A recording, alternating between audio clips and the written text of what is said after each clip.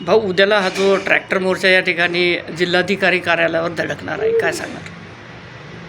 उद्या शुक्रवार दिनांक 2 मे जिल्हाधिकारी कार्यालयावर जिल्ह्यातील शेतकऱ्यांचा ट्रॅक्टर मोर्चा त्या ठिकाणी आयोजित केला आहे. जिल्हा शिवसेना उद्धव बाळासाहेब ठाकरे पक्षाच्या वतीनं मागच्या निवडणुकीच्या वेळी या महायुती सरकारनं शेतकऱ्यांना आश्वासन दिलं होतं, तरुण बेरोजगारांना आश्वासन दिलं होतं, त्याचबरोबर लाडक्या बहिणी त्यांनासुद्धा आश्वासन दिलं होतं.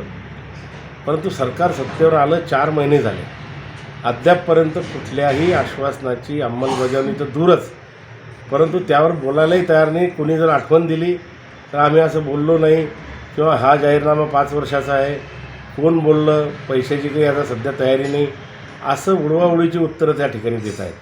म्हणून या सरकारला जाग यावा म्हणून पश्चिम विदर्भामध्ये आम्ही 5ही जिल्ह्यामध्ये हा ट्रॅक्टर मोर्चा आयोजित केलेला आहे.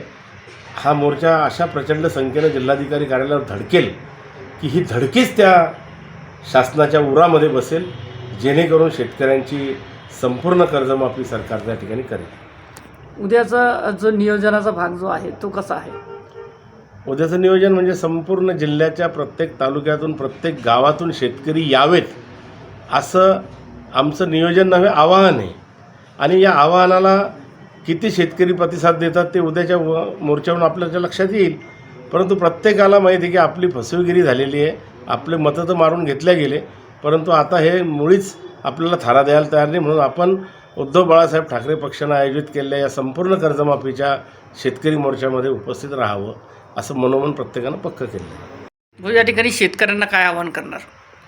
या ठिकाणी शेतकऱ्यांना आवाहन करण्याचं काय गरजच नाही, कारण शेतकऱ्यांच्या कानावर हा विषय गेलेला आहे, तेव्हापासूनच प्रतिसाद प्रचंड मिळतो आहे.